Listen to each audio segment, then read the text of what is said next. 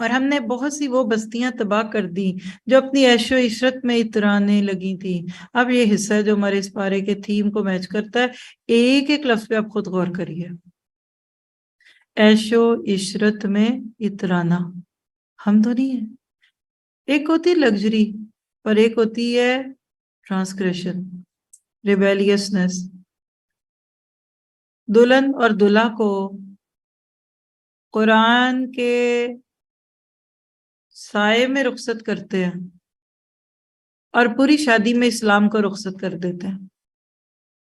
پورا اسلام رخصت، سنتیں رخصت، حیا رخصت، اور قرآن کے بغیر رخصتی ہونی کوئی نہیں۔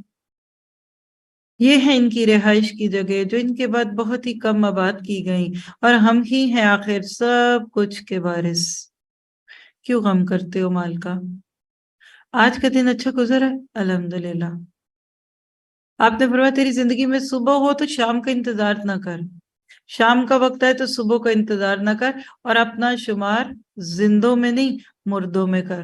جئیں گے تو دیکھیں گے شام کے لیے کچھ ہے کہ نہیں، تو پھر دیکھیں آپ کے ملک کی غربت دور ہوتی ہے کہ نہیں ہوتی۔ یہ بات نوٹ کرنے کی ہے۔ ہم ورثہ جمع کرتے ہیں، اللہ کہتے ہیں نحن الوارثون، تمہارا سارا کچھ اینڈ پہ میرے پاس آنا ہے، تمہاری ول اینڈ پہ میرے پاس آ جانی ہے۔ تیرا رب کسی ایک بستی کو بھی اس وقت تک ہلاک نہیں کرتا جب تک کہ ان کی بڑی بستی میں کوئی اپنا پیغمبر نہ بھیج دے۔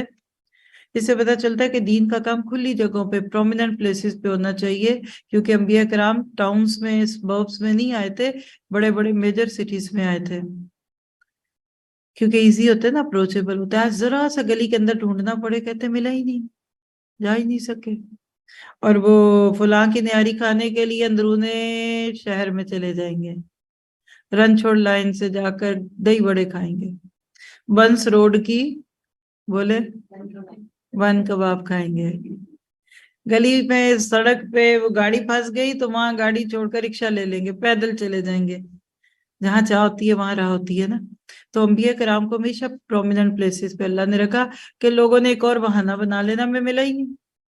ہدایت کا پیغام بڑا کلیئر کٹ جگہوں پہ ہونا چاہیے تاکہ لوگوں کو دور سے دکھ رہا ہو مینار پاکستان کی طرح، کوئی یہ تو نہ کہہ سکے کہ ہمیں جگہ نہیں ملی۔ یہ ہے بات اس آیت میں۔ پھر کیا فرمایا؟ جو ان کو ہماری آیتیں پڑھ کر سنا دے، اور ہم بستیوں کو اسی وقت ہلاک کرتے ہیں جبکہ وہاں ظلم و ستم پر کمر کس لیں، اور تمہیں جو کچھ دیا گیا ہے صرف زندگی دنیا کا سامان اور اسی کی رونق ہے۔ ہاں، اللہ کے پاس جو ہے وہ بہت بہتر اور دیر پا ہے، کیا تم نہیں سمجھتے؟ نوٹ کیجئے مال کی حیثیت، سب چلا جائے گا، یہ دنیا کی چیزیں ہیں۔ اللہ کے پاس کیا؟ خیروں و ابقا۔ تمہارے پاس کیا؟ ینفد۔ ادھر کیا ہے؟ باقی رہنے والا۔